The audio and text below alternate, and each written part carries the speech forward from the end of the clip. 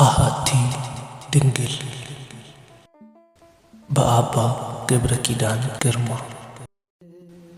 ክፍል 15 ላይክ ሼር እና ሰብስክራይብ ተደርጉ ዘንድ በእመቤታችን ስም እንጠይቃለን።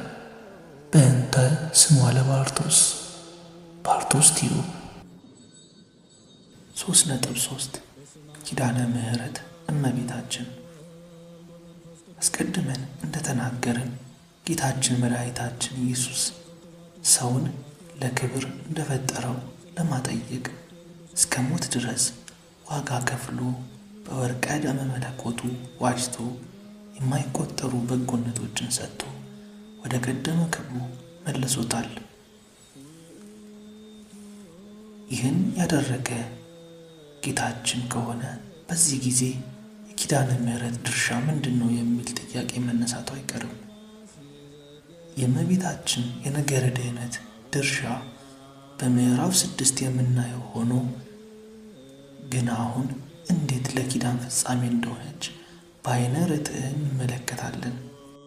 የእርሷ ቃል ኪዳን የረባን የጠቀመን ከመቼ ነው ብለን ብንጠይቅ ቅዱስ ያሬድ እንዲህ ይመልስልናል። ክንፈ ርግብ በብሩር ዘግቡር ወገበዋት ያኒ በሐመል ማለ ወርቅ አንቲ ምስራቅ ወወልድኪ ፀሐየ ጽድቅ አማን ኪዳንኪ እያሃልቅ። ክንፎችሽ በብር ያጌጡ ጎኖችሽ በወርቅ ሐመልማል የተሸለሙ እመቤታችን አንቺ ምስራቅ ነሽ። ልጅሽ ኢየሱስ ክርስቶስም የእውነት ፀሐይ ነው። በእውነት ቃል ኪዳንሽ ወሰን ድንበር የለውም፣ አያልቅም።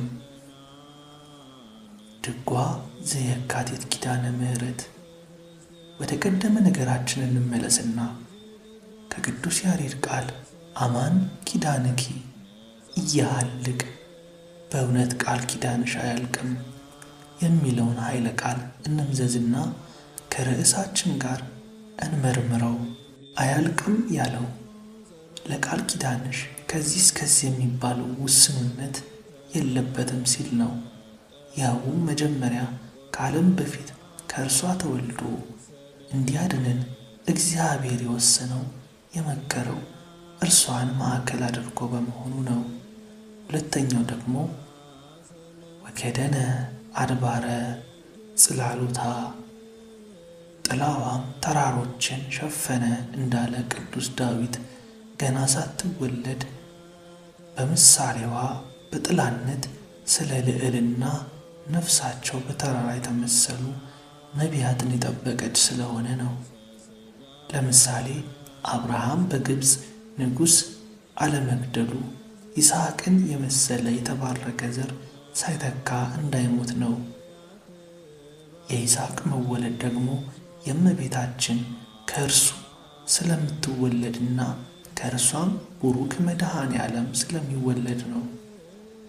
ያዕቆብ ከወንድሞች እንዲያመልጥ የሆነው ቡሩክ ዘር በወገቡ ስላለ ያንን እንዲተካ ከእርሱም ወገን እመቤታችን ስለምትወለድ ከእርሷም ጌታ ስለሚወለድ ነው። ቅዱስ ዳዊት ከሳኦል እጅ ያመለጠ ሰሎሞንን ተክቶ እንዲሞት ከእርሱም ወገን እመቤታችን እንድትወለድና ከእርሷም ጌታ እንዲወለድ ነው። ይህ ማለት ግን እግዚአብሔር በመገቦቱ ሌላውን አይጠብቅም ማለት አይደለም። ይልቁንም ተአምራታዊ በሆነ መንገድ ከጌታ የዘር ሐረግ ገብተው የተቆጠሩት እነዚህ ደጋጎቹ በቀናች ሃይማኖታቸው ምክንያት እመቤታችን ከእነርሱ ስለምትወለድና ጌታም ከእነርሱ ወገን ስለሚወለድ ነው ለማለት ነው። ከሥጋዌ አስቀድመው የነበሩ ቅዱሳን ነቢያት ትንቢትን በሚገልጥ ምስጢር በሚያናግር በመንፈስ ቅዱስ ተመርተው ብዙ ትንቢታትን ተናግረዋል። ትንቢታቸውን ሳይናገሩ እንዳይሞቱ እግዚአብሔር ይጠብቃቸው ነበር። ለምሳሌ ነቢዩ ኤርምያስ ትንቢቱን ተናግሮ እስኪፈጽም ድረስ እግዚአብሔር ኤርምያስን ሰውሮ በእርሱ ምትክ ድንጋይቱ ኤርምያስን መስላ እንድትቆም አድርጎ እስራኤላውያን ኤርምያስን አገኘም ብለው ድንጋይቱን ወግረዋል። ተናግሮ ከፈጸመ በኋላ ግን በመከራ ክብር የሚያገኝበት ስለሆነ ኤርምያስ ተገልጦ ወግረውት በሰማዕትነት አርፏል። ይህ ሁሉ የሚጠቀልልልን ነቢያት ስለ ትንቢተ ክርስቶስ ነቢያት ከመከራ ይጠበቁ እንደነበር ሲሆን ለዚህ የትንቢት ፍጻሜያቸው መካነ ትንቢት ደግሞ ናሁ ድንግል ትጸንስ፣ እነሆ ድንግል በድንግልና ትጸንሳለች ስለሆነ በእርሷ ኪዳን ነቢያት ከመከራ ይጠበቁ ነበር ማለት ነው። በዚህ መደነቃችን ላይ ቆመን እርምጃችን ከፍ እናደርገውና በጽላሎተ ረድኤታቸው የቀደሙ አበውና ነቢያት ከመከራ ሥጋ ከሚጠብቃቸው ይልቅ ከሲኦል በእርሷ ምክንያተ ድኅነት መውጣታቸውን ተመልክተን ወደ ማድነቅ እንሻገር።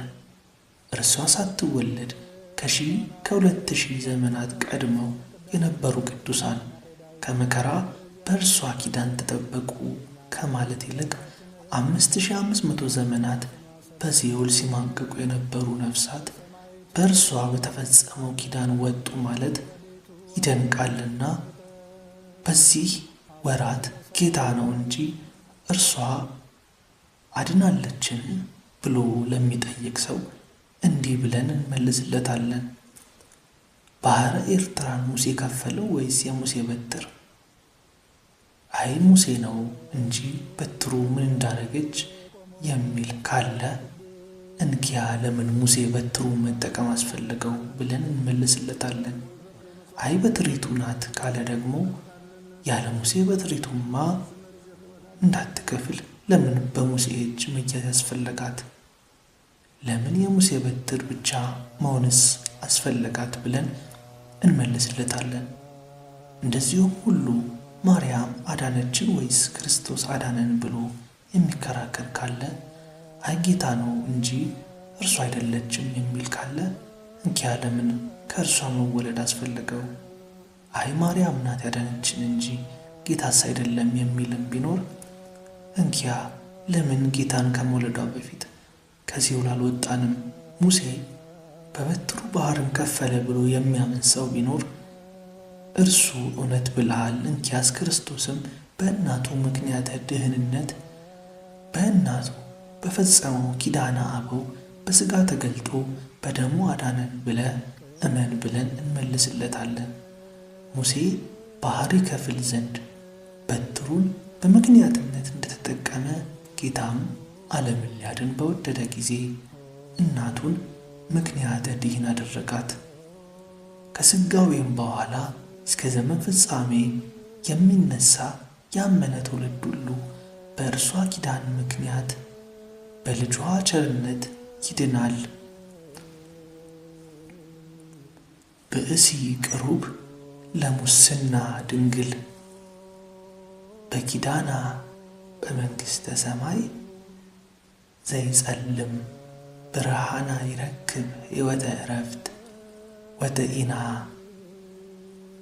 ለሕማም ለሞት ለጥፋት ለጉስቁልና ለሲኦል የቀረበ ሰው በእመቤታችን በድንግል ማርያም ኪዳን ብርሃኗ በማይጠፋ በመንግሥተ ሰማይ ሕይወተ ሥጋ ሕይወተ ነፍስን ዕረፍት ዘላለማዊን ደህንነትን አግኝቶ ይኖራል እንዲል ቅዱስ ያሬድ። በዚህም አብልጠን መጠንቀቅ ይገባናል። በምኑ ያሉ እንደሆነ እመቤታችን ቃል ኪዳን የክርስቶስን የማዳን ሥራ ይተካል ማለት አይደለም። ብዙ ወንድሞቻችን እህቶቻችን ያላስተዋሉት የኪዳነ ምሕረት ኪዳኗ ለመንግሥተ ሰማይ ያበቃናል ሲባል የጌታችንን የማዳንና የቤዛነት ሥራ ከንቱ ማድረግ ይመስላቸዋል። ግን እንዲህ አይነት ትምህርት ቤተ ክርስቲያን አታምንም፣ አታስተምርም። የሚያስተምርስ እንኳ ቢገኝ ኦርቶዶክሳዊ አይደለም፣ ይለያል እንጂ። ማርያም ከአምላክ እንታረቅባት ዘንድ እንካችሁ እናት ብሎ አምላክ የሰጠን የአደራ የፍቅር የኪዳን እናታችን ኪዳነ ምሕረት እንጂ እርሷ አትመለክምና። እንግዲህ የእርሷ ኪዳን በቁየቱ ምንድን ነው ቢሉ ያላመነ ሰው ቢለምናት ወደ ሃይማኖት እንዲደርስ ልጇን በረድኤት አቅርብልኝ፣ በሀብት ሳብልኝ ብላ በልጇ ለማመን እንዲበቃ ታደርገዋለች።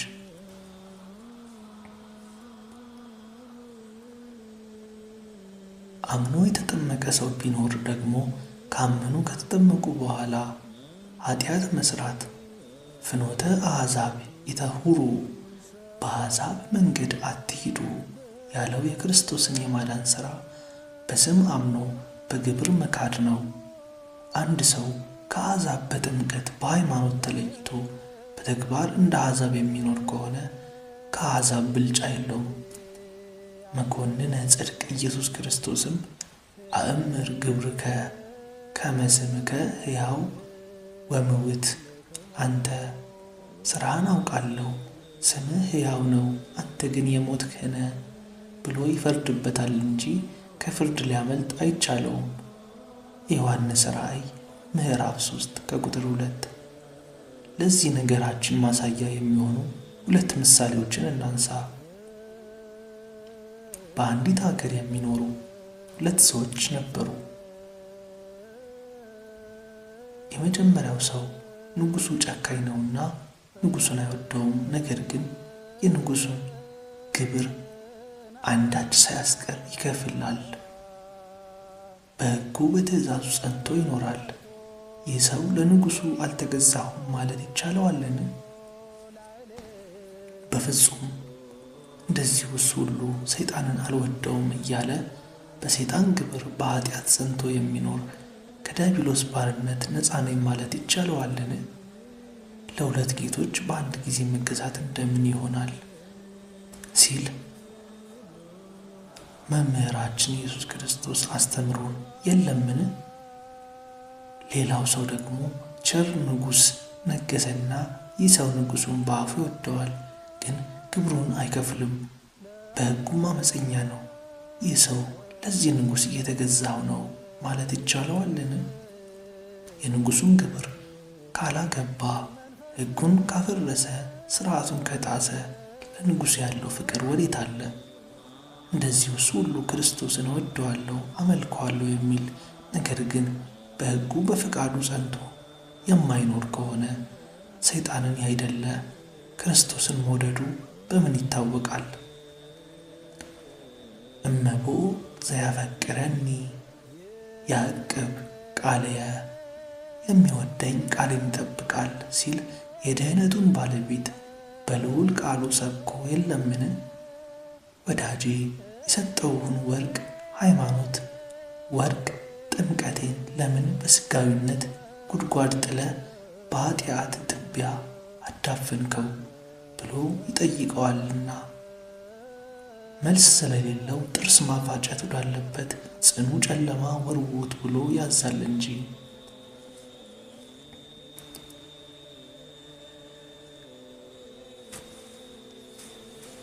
እንግዲህ ይህ እንዳይሆን ለእንዲህ ያለ ሰው ምን ይበጀው? ምሕረት መለመን ወደምታውቅበት ሕይወቱ ውሃ እንኳን እስከ መሆን ደርሶ በጣም ቢስነት የወረደ ቢሆን ጥዑም ወይን ወደ መሆን ሰገነት የሚያወጣ ልመና ወዳላት ኪዳነ ምሕረት ታጥቆ መቅረብ ይበጀዋል። አሁን የክርስቶስን ሕግ ጥሶ በእርሷ ኪዳን ይድናል ማለታችን አይደለም።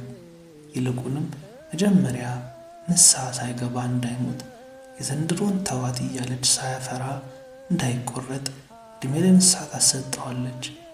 ቀጥሎ ንስሐውን በፈጸመ ጊዜ መንግሥተ ሰማያት ቀርባለችና ንስሐ ግቡ ብሎ ወደ ሰበከ ወደ ክርስቶስ ትእዛዝ አደረሰችው ማለት ነው። ንስሐም ገብቶ ሥጋውን ደሙን በተቀበለ ጊዜ ለክርስቶስ የማዳን የቤዛነት ሥራ አደረሰችው ማለት ነው።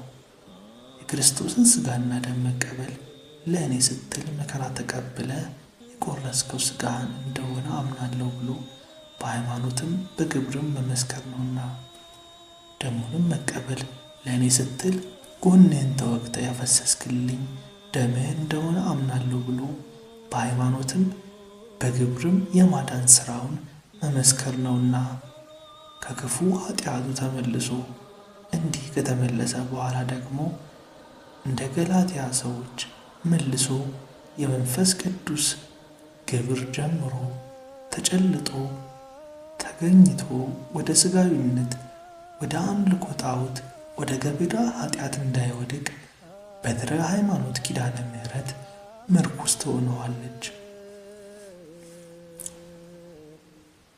በስንፍናው እርሷን እንኳን ከመለመን ዳተኛ ሆኖ በኃጢአት ቢተዳደፍ ቢሰነካከል መሐር ተዘከር ደምን ያፈሰስክለትን ሰው ለአውሬ አትስጥ ብላ ከልጇ ታስታርቀዋለች።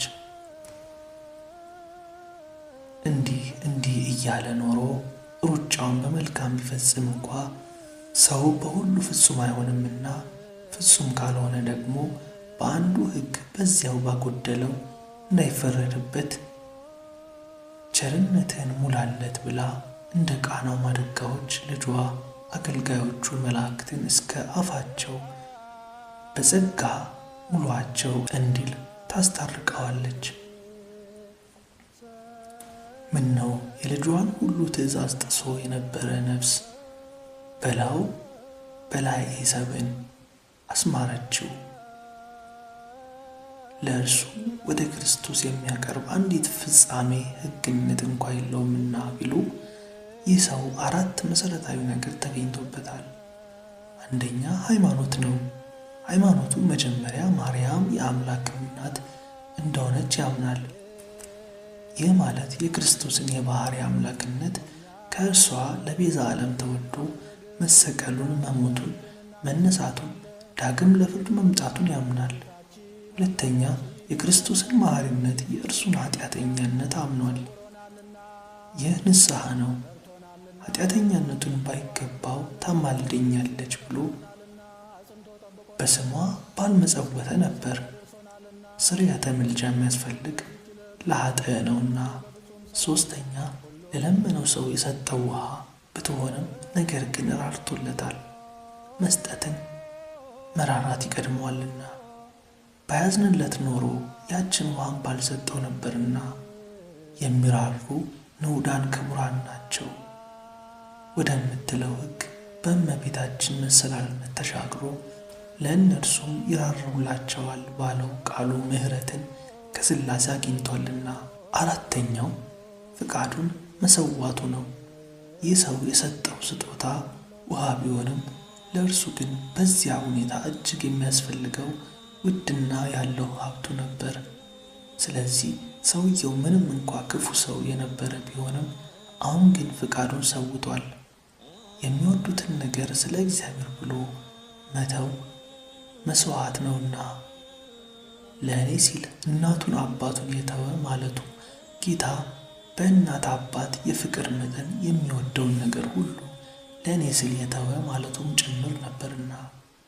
ይህ ሰው እጅግ ውሃ ስለሌለ በጎዳ ይዟት ከሚዞራት ውሃ ከፍሎ ስለ እግዚአብሔር ትቷል።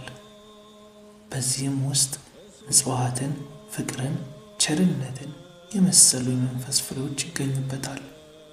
በሃይማኖቱ መሠረትነት የዚህ ሁሉ መክብብ የሚሆነው ደግሞ እነኋት እናቴ ያለውን የጌታውን የመስቀል ስር ትእዛዝ በደም ማኅተምነት ከመስቀሉ ስር የተሰጠውን የፍቅር አደራ ጠብቆ እናቱን እናቴ ብሎ ተገኝቷል።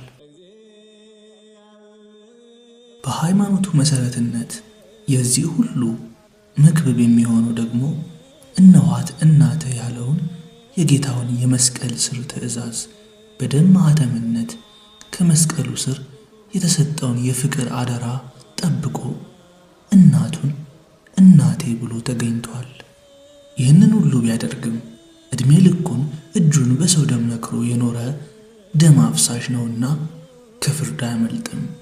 ነገር ግን የተናቀን ውሃ ወደ ከበረ ወይን በጸሎቷ ያስለወጠች እመቤት ኪዳነ ምሕረት ቀዝቃዛውን ውሃ ይዛ በእግዚአብሔር ፊት ባላት የእናትነት ባለሟልነት ሞገስ ቀረበች። በዚህ ባለሟልነቷ ላይና በልጇ ካህሊነትና መሐሪነት ያለችው የሰናፍጭ ቅንጣት ታክል እምነቱም የኃጢአቱን ተራራና ኮረብታ አፈለሰችለት። ይህ ሁሉ የሚሆነው ወድቆ መነሳት ለተሳነው ሳያውቅ ወድቆ ለቀረው፣ ነገር ግን በምልጃዋ ምርኩዝነት በልጇ አምኖ ለሚነሳ ነው እንጂ አቅደው ኃጢአት ለሚሰሩ በእርሷ ቃል ኪዳን እያመካኙ ኃጢአትን ለሚያዘወትሩ አይደለም። እየወደቀ እየተነሳ ላልሞላለት እንጂ። የእመቤታችን ቃል ኪዳን ሕግን ለመፈጸም ያነቃቃል እንጂ ለስንፍና ከለላ ማድረግ ክርስቲያናዊነት አይደለም። በኃጢአት በተሰነካከልን ጊዜ ሰይጣን ምሕረት አታገኙም፣ አትረቡም፣ አትጠቅሙም ብሎ በቀቢጸ ተስፋ ሰንሰለት እየጎተተ ወደ ጥልቁ እንዳያወርደን በወርቀ ደሙ የዋጀን የእናት አማላጅ የመስቀል ምርኩዝ የሰጠኝ መድኃኔ ዓለም አይተወኝም ብለን ሰይጣንን አሳፍረን በንስሐ ለመመለስ በፍቅሯ ወይን እየጣፈጠን እሳቱን ስለቱን ታግሰን በልጇ ስም በአደባባይ አምነን መስክረን ለመሞት ቃል ኪዳኗ ያነቃናል፣ ይቀሰቅሰናል እንጂ ወደ ስንፍና አዘቅት ለመውረድ የድንግል ማርያም ቃል ኪዳን ማስረጃ ማድረግ ተገቢ አይደለም። በእርሷ አማላጅነት ብቻ ሳይሆን በእግዚአብሔር ቸርነት እያመካኙ በደልን ማዘውተር እንኳንስ ምሕረት ሊያሰጥ እግዚአብሔርን መሸንገል ነው። ነቢዩም ምንተ ይሁቡከ ወምንተ ይዌስጉከ በእንተ ከናፍር ጓሉት። በደልን እያዘወተርክ እግዚአብሔር በቸርነቱ ነው እያልክ ብትሸነግል ፍትሐ ርቱዕ ሥላሴ ምን ይሰጡ ምን ይጨምርሉ መሰለ ሲል ይገስጸናል። መዝሙረ ዳዊት መዝሙር 119 ከቁጥር 3።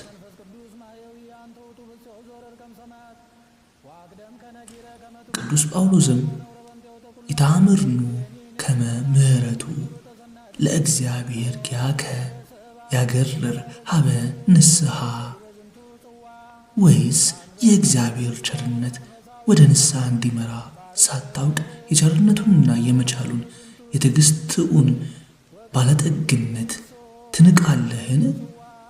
ነገር ግን እንደ ጥንካሬና ንስሐ እንደማይገባ ልብህ የእግዚአብሔር ቀን ፍርድ በሚገለጥበት በቁጣ ቀን ቁጣን በራስ ላይ ታከማቻለህ።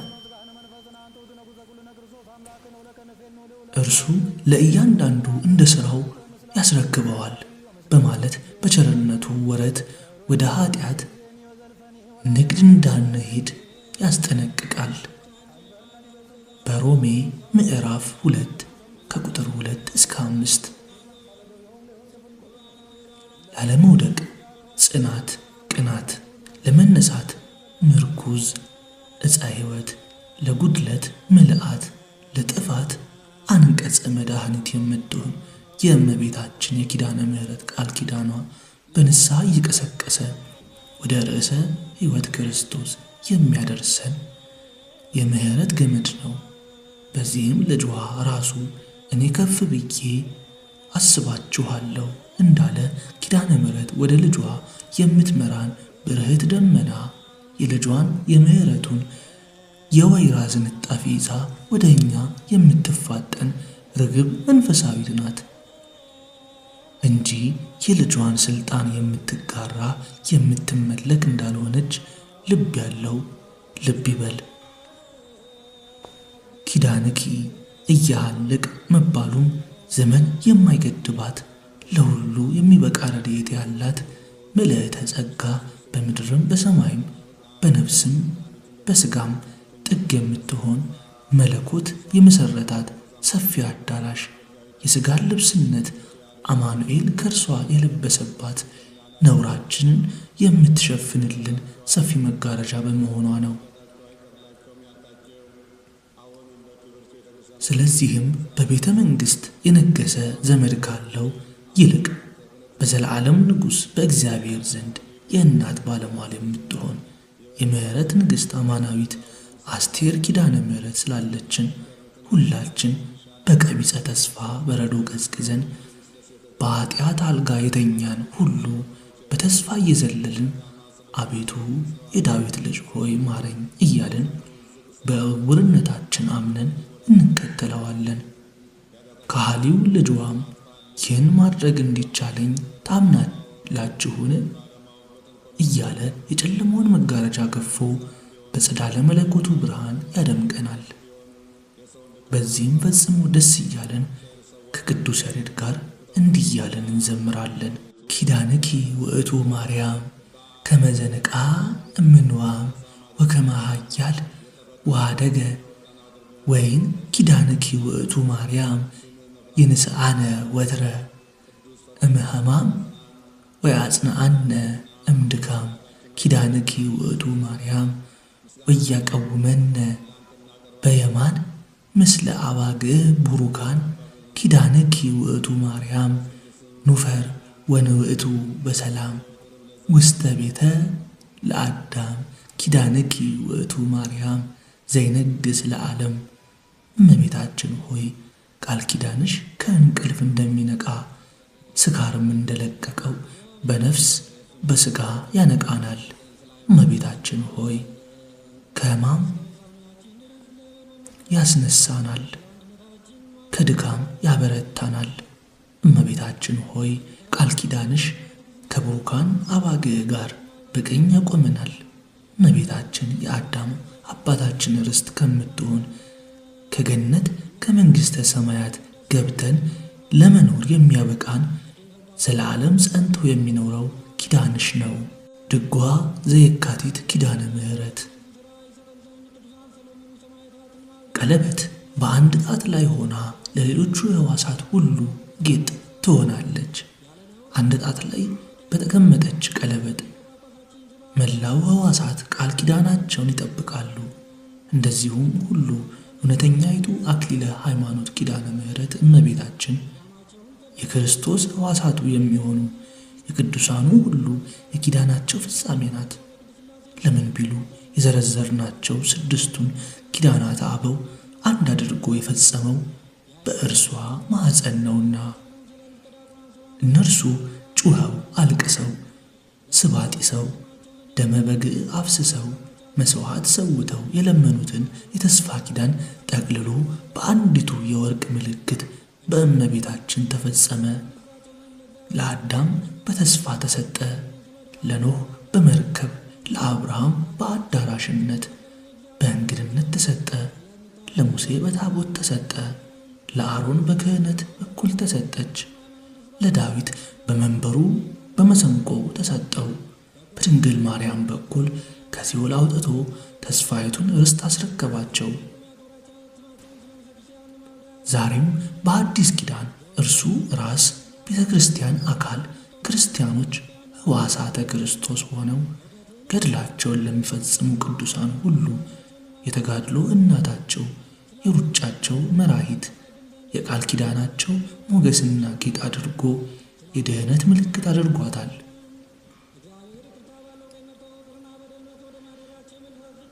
በቤተ ክርስቲያን ያለችው አንዲቱ የኪዳን ምልክት እመቤታችን በቤተ ክርስቲያን ላሉ ቅዱሳን ሁሉ የቃል ኪዳናቸው ጌጥና ምልክት የአክሊለ ሰማዕታት ጌራ መድኃኒት ናትና ለእርሷ ብቻ በቤተ ክርስቲያን ኪዳነ ምሕረትነት ተገባት። ምን ነው ሌሎችስ በቀናች ሃይማኖታቸው በጸናች ተጋድሏቸው በንጹሕ ሰውነታቸው በብዙ ትሩፋታቸው በሥላሴ ዘንድ ባለሟልነት አላቸው አይደል ያሉ እንደሆነ እውነት ነው። ሌሎች በሥላሴ ዘንድ የልጅነት የወዳጅነት ባለሟልነት ሲኖራቸው፣ እርስዋ ግን በሥላሴ የእናትነት ባለሟልነት ተሰጥቷታልና በሕቱም ድንግልናዋ ጌታን በመውለዷ ጌታ ለነቢያት፣ ለሐዋርያት፣ ለመላው የክርስቶስ ሕዋሳት ሁሉ ራሱ ጌታ እግዚአብሔር የሰጠን የድኅነት ምልክት ናትና ለእርሷ ብቻ ተገባት እንላለን።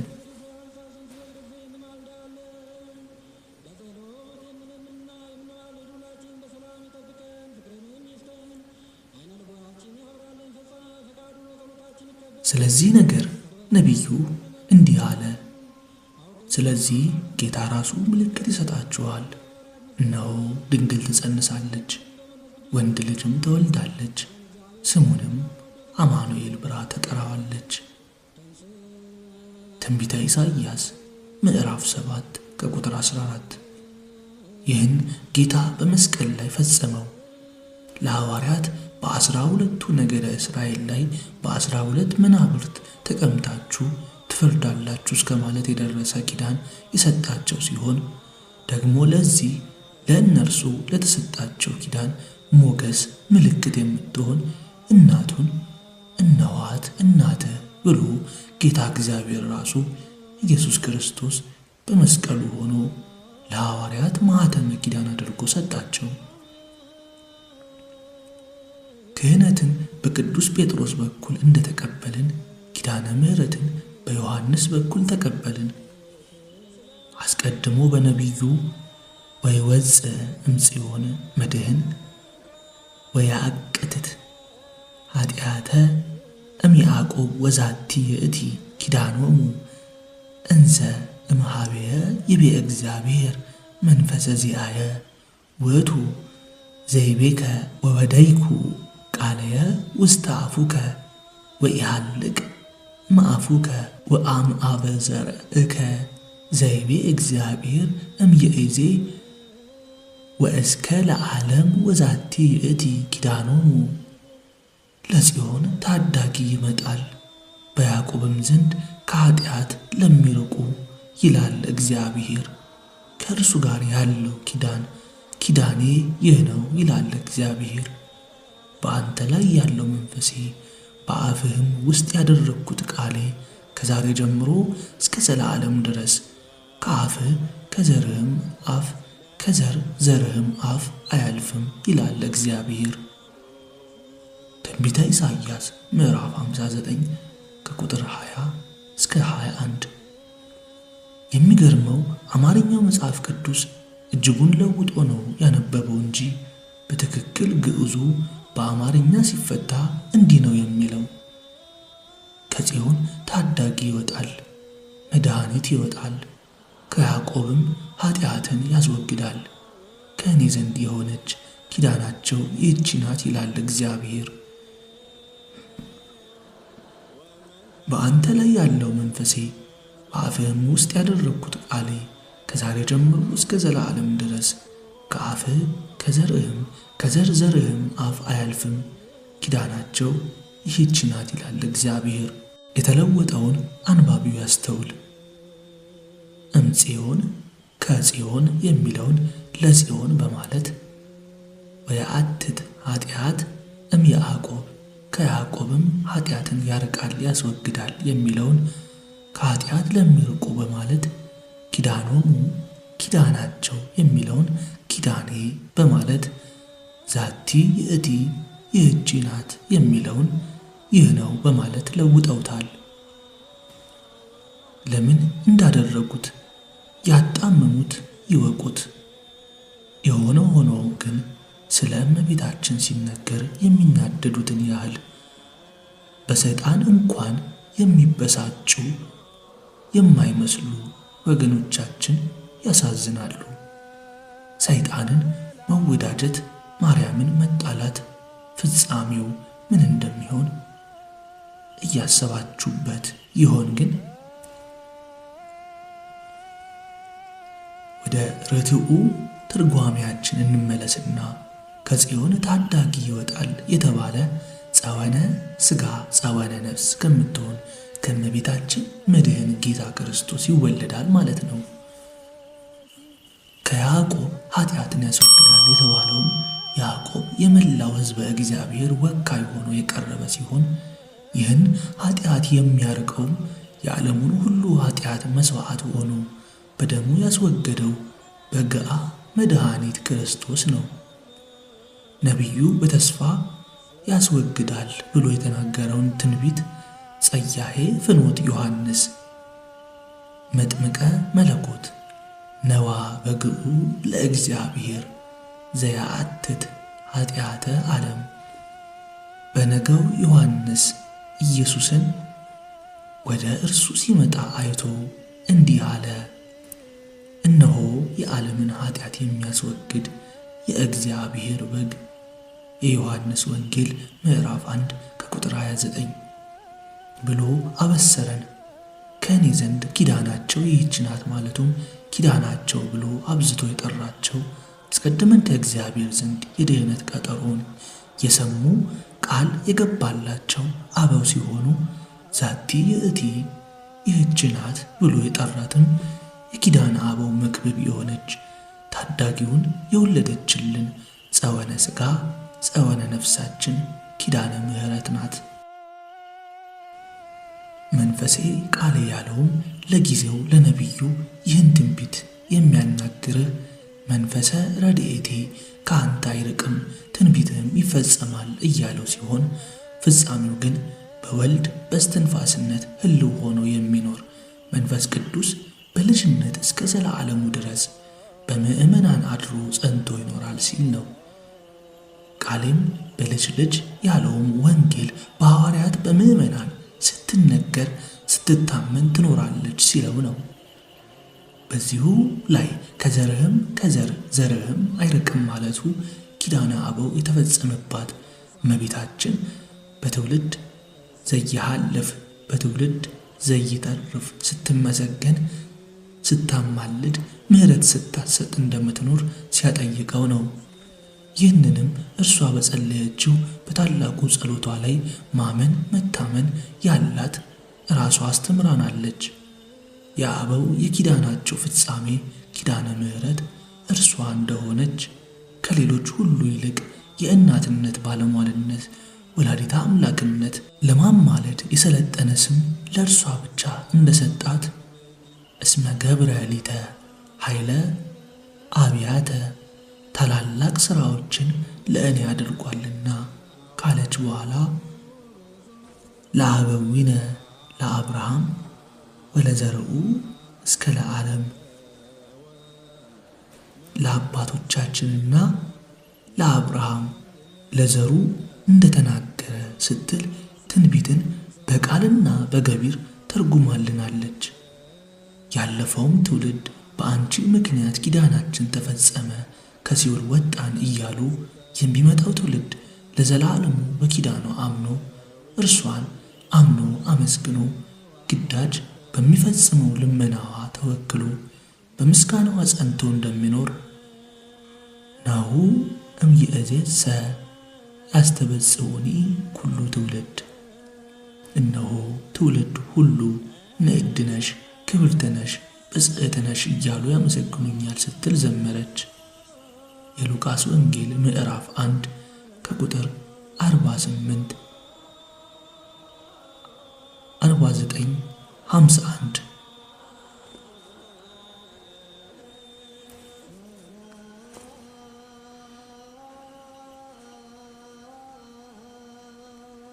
የሚደንቀው ትውልድ ሁሉ ብፅዕት ይሉኛል ካለች በኋላ ወሳህሉኒ ለትውልደ ትውልድ ለሚፈሩት ምሕረቱ ለልጅ ልጅ ነው ስትል አክላበታለች። እርሷን ትውልድ ሁሉ የሚያመሰግኗት ከሆነ እግዚአብሔርም ለሚፈሩት ምሕረቱ ለልጅ ልጅ ከሆነ እግዚአብሔርን ለሚፈራ ትውልድ ሁሉ የተሰጠች የምሕረት ኪዳን እርሷ ናት ማለት ነው። እንኪያስ የእግዚአብሔር ቸርነት እግዚአብሔርን ለሚፈራ ትውልድ ከሆነ ትውልድ ሁሉም ማርያምን ማመስገን የሚገባው ከሆነ እግዚአብሔርን መፍራቱ በዚህ ይታወቃል። ከዚህም የተነሳ ለትውልድ ትውልድ የሚሆነውን የእግዚአብሔርን ምሕረት ትውልድ ሁሉ የሚያመሰግናትን ኪዳነ ምሕረትን በማመስገን ይቀበላል ማለት ነው። እንኪያስ የትውልድ ዘይሃልፍ ያለፈው ትውልድ የትውልድ ዘይተርፍ ያለውና የሚመጣው የትውልድ ካም የትውልደ ሴም የትውልደ ያፌት መመኪያቸው እንደምትሆን በወንጌል መቅደሱ አደረጋት። መንፈስ ቅዱስ መምህርነት ከነገረችን እንዲህ እያልን ኪዳነ ምሕረትን እናመሰግናት ዘንድ በእግረ ሕሊና ኑ አንድ እንሁን። ቅዱስ ዮሐንስ ዘደማስቆም እንዲህ አለ፣ What is great mystery about you, O Holy Mother, Virgin? Blessed are you among women, and blessed is fruit of your womb. Luke 1:28. Blessed are you for generations of generations. You alone are worthy to be called blessed. Behold, all generation called you blessed, as you have said. Luke 1:48. The daughters of Jerusalem, that is, Church's daughters, saw you, and the royal princes, the soul of just, proclaimed you blessed and will praise you for all ages. እናትን ከድንግልና አስተባብረሽ አስተካክለሽ ይዘሽ የተገኘሽ ቅድስት ድንግል ሆይ ስለ አንቺ የተደረገው ምስጢር ምንኛ ድንቅ ነው። አንቺ በእውነት ከሴቶች ተለይተሽ መርገመ ሥጋ መርገመ ነፍስ የሌለብሽ በረከተ ሥጋ በረከተ ነፍስን የተመላሽ ቡርክት ብጽዕት ንዕድ ክብርት ነሽ። የማኅፀንሽ ፍሬ ኢየሱስ ክርስቶስን መርገመ ሥጋ መርገመ ነፍስን የሚያርቅ በረከተ ሥጋ በረከተ ነፍስን የሚያድል ክቡር ምስጉን የባሕሪ አምላክ ነው። አንቺ ለትውልድ ትውልድ ሁሉ የተመሰገንሽ ብጽዕት ንዕድ ክብርት ነሽ። አንቺ ብቻ ብጽዕት ንዕድ ክብርት መባልን ይገባሻል። አንቺ እንደተናገርሽ ትውልድ ሁሉ አንቺን ብቻ ብጽዕት ክብርት ሊሉሽ ይገባል። የኢየሩሳሌም ቆነጃጅት አንቺን አዩሽ፣ እሊህም የቤተ ክርስቲያን ልጆች ናቸው። ንግሥታትም አደነቁሽ፣ እነዚህም የነገሥታት የመኳንንቱ የመሳፍንቱ ነፍሳት ናቸው። እነዚህ ሁሉ በአንድነት የአንቺን ብፅዓን ለዘለዓለሙ ሲያመሰግኑ ሲያውጁ ይኖራሉ። ሴንት ጆን ኦፍ ዳማስከስ ኦን the Dormition of Mary, Homily 1.